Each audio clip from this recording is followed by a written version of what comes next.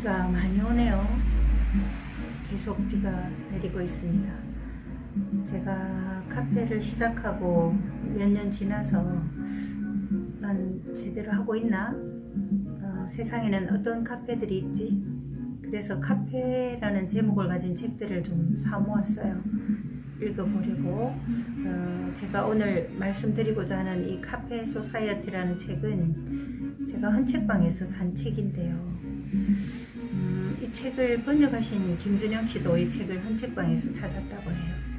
무슨 얘기냐면 이분은 그 1990년 런던에 있었는데 런던의 한 골목에서 헌책방에서 이 책을 발견하고 너무 좋아서 계속 머리맡에 끼고 살았다고 합니다.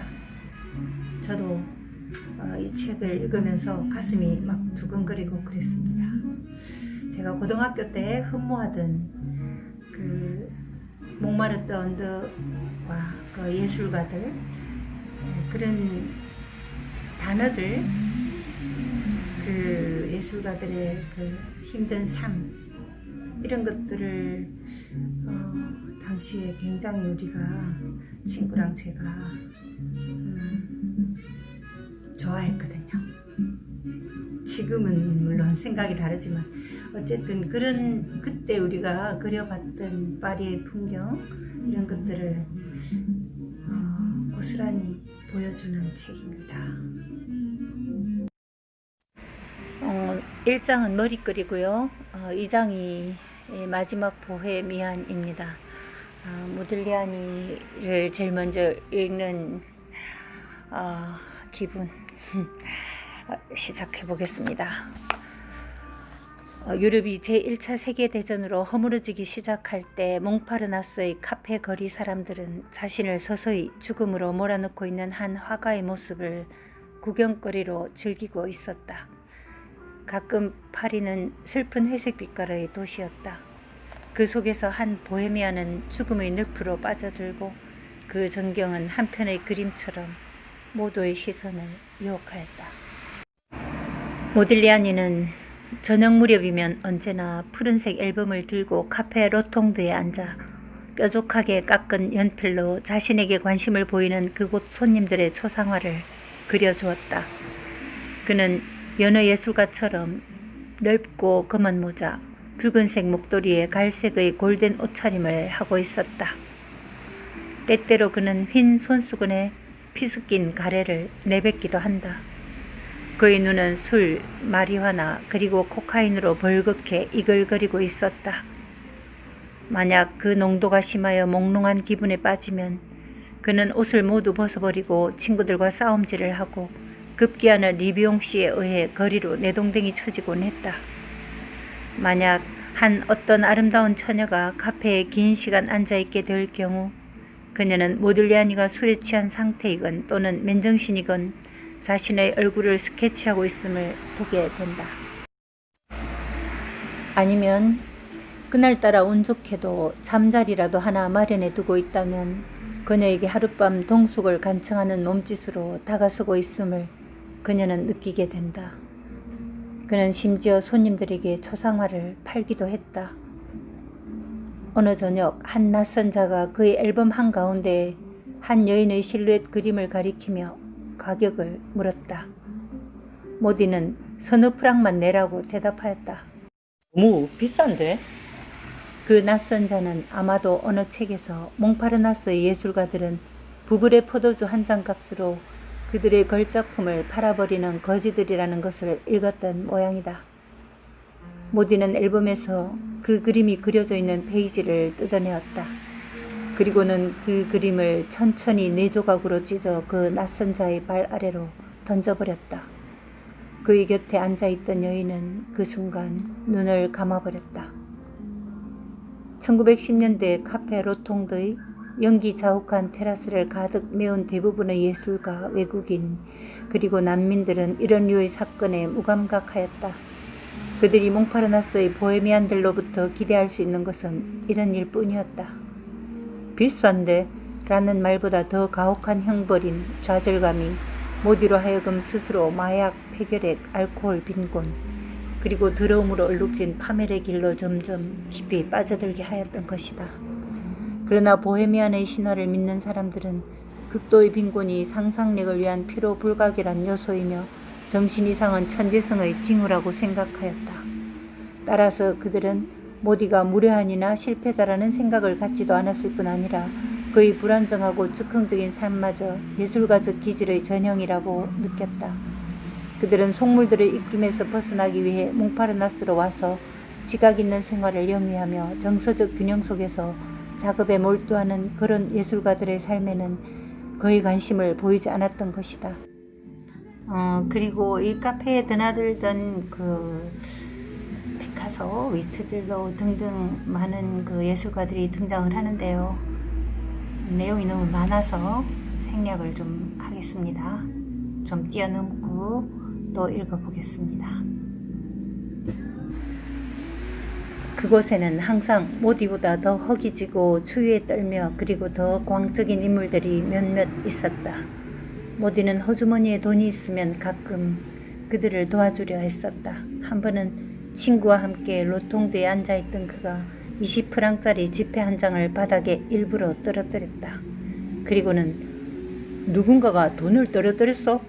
라고 말하면서 친구만 남겨두고 출입구 밖으로 서둘러 나가버리는 것이었다. 그렇지만 돈이 없을 땐 다른 사람의 돈을 제 것처럼 얻었었다. 어느 겨울 오후 그는 카페 바뱅에 앉아 스케치에 몰두하고 있었다.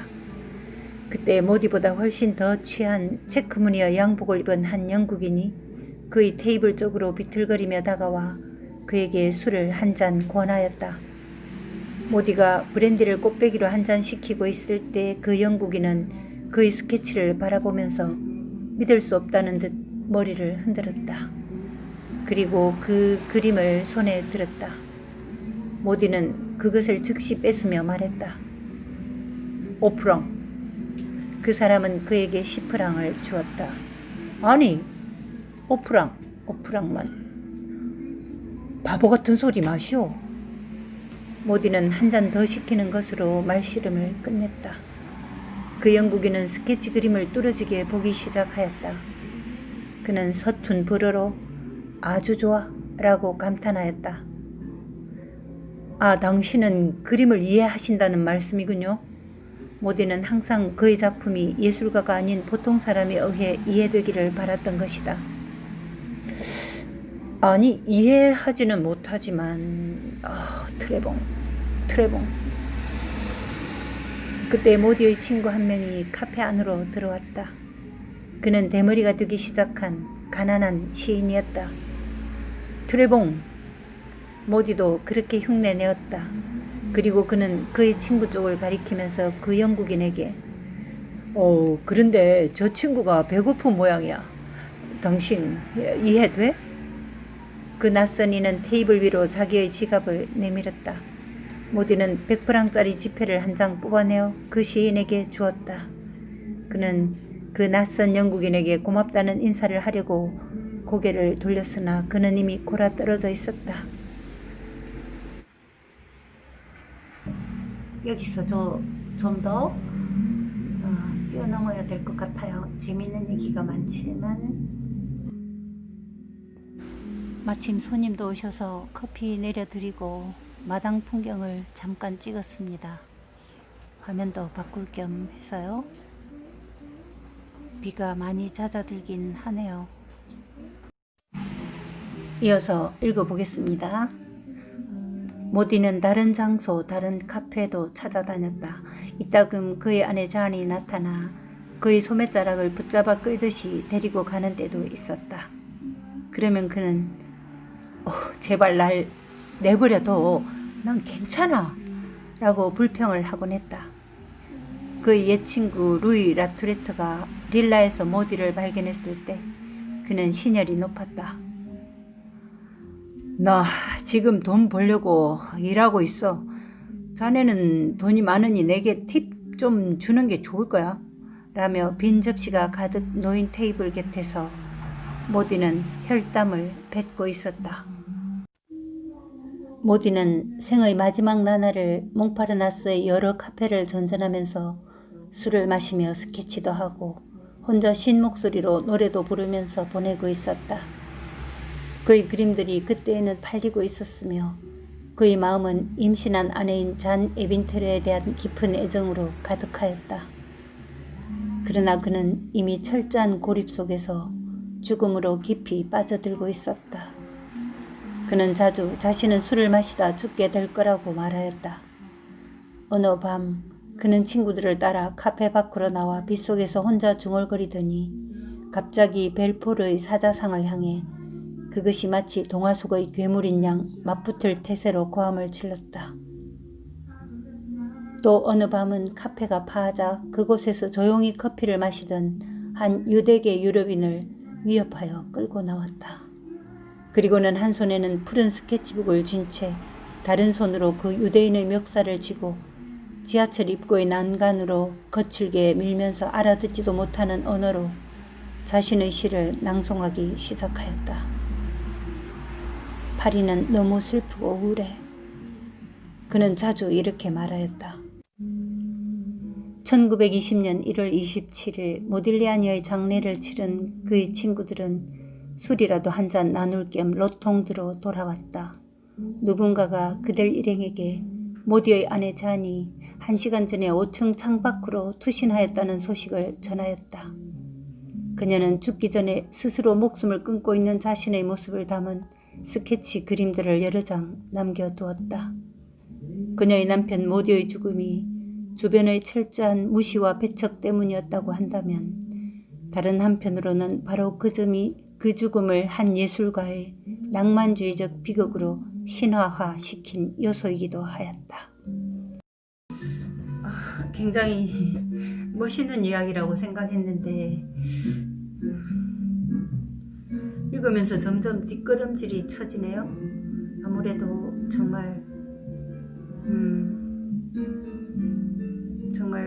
지금 이 시대에 읽기에는 너무나 낡은 시대의 이야기인가요?